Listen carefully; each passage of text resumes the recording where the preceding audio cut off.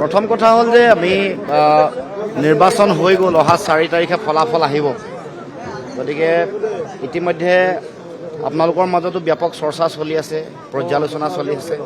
গতিকে সমগ্ৰ অসমৰ 126টা বিধানসভা সমষ্টিৰ সকলো প্ৰাৰ্থী আহিব।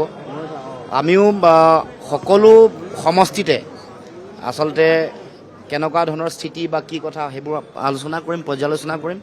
আৰু ইতিমধ্যে এই কথা আমি কৈছোঁৱেই যে এটা সামূহিক যিটো পৰ্যালোচনা তাৰ পৰা এইটো আহিছে যে এইবাৰ বিৰোধী চৰকাৰ হ'ব, এই কথাটো নিশ্চিত।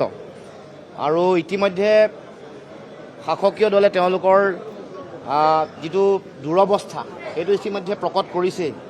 কাৰণ মুখ্যমন্ত্ৰীৰ মুখতে এইবোৰ হতাশা ইতিমধ্যে প্ৰকাশ হৈছে, বিভিন্ন ধৰণৰ আক্ৰমণ চলিছে, ইছ্যু বাদ দি ব্যক্তিগত আক্ৰমণত লাগি গ'ল। এটা সময়ত ডিলিমিটেশ্যনৰ সময়ত কি কৈছিলে, 104টা সমষ্টি তেওঁলোকৰ জিকিব পৰা তেওঁলোকৰ মানে স্ক'প আছে বুলি কোৱাৰ পিছত এতিয়া 90লৈ যেতিয়া নামিছে, তাৰমানে মৰেল ডিফিটটো হৈয়ে গ'ল, নৈতিক পৰাজয় হৈ গ'ল। আগতে কি কৈছে, ডিলিমিটেশ্যন হোৱাৰ পিছত 104টা সমষ্টিত বিজেপি জিকিব, আৰু ডিলিমিটেশ্যনৰ লক্ষ্যটো সেইটোৱে আছিলে।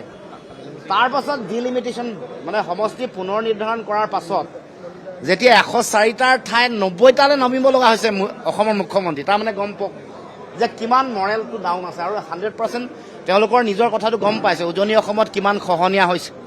আৰু এইবাৰ তেওঁলোকে মানে উদ্ধাৰ কৰিবৰ কাৰণে AIDFৰ পৰা প্লেয়াৰ হায়াৰ কৰিব লগা হৈছে। অসম গণ পৰিষদৰ যোগেদি সাম্প্ৰদায়িক তেওঁলোকৰ বি টীম, বিজেপিৰ বি টীমৰ এজেণ্টক AGPলৈ মাতি আনি হায়াৰ কৰিব লগা পৰিৱেশ এটা হৈছে। গতিকে এইবোৰে প্ৰমাণ কৰে তেওঁলোকৰ কেনেকুৱা দুৰৱস্থা চলি আছে। গোটেই AIDFৰ প্ৰাক্তন বিধায়ক বা বিধায়কসকলক মাতি আনি AGPয়ে টিকেট দিয়া নাই জানো? আৰু বিজেপিৰো লক্ষ্যটো হৈ গ'ল যে গণ পৰিষদক নতুন AIDF বনাব লাগে। বিজেপিৰ মূল লক্ষ্যটো হৈ গ'ল যে অসম গণ পৰিষদ হাতী পাৰ্টিক নতুন অসমৰ নতুন মানে AIDF নতুন ধৰণৰ। কাৰণ আজমলৰ কাম নচলা হৈছে, আজমল এবাৰ নিজৰ সমষ্টি বেয়াকৈ হাৰিব 40-50 হাজাৰ ডিফাৰেঞ্চত। গতিকে এই গোটেই কথাটো চাই হিমন্ত বিশ্ব শৰ্মাই ভাবিছে যে এইখন মোৰ দোকানখন চলি থাকিব লাগিব হিন্দু মুছলমানৰ ৰাজনীতি। গতিকে গণ পৰিষদক তেওঁ AIDF বনাবৰ কাৰণে এইটো এটা কু অভিসন্ধি কৰিছে। অসমৰ মুখ্যমন্ত্ৰীৰ শেহতীয়া যিটো বডি লেংগুৱেজ, কথা বতৰা, এইবোৰে প্ৰমাণ কৰিছে তেওঁলোক কিমান বেয়াকৈ পৰাজিত হ'ব। গতিকে অহা 4 তাৰিখলৈকে সকলোৱে অপেক্ষা কৰক। ভাল খবৰ অসমৰ ৰাইজলৈ আহি আছে।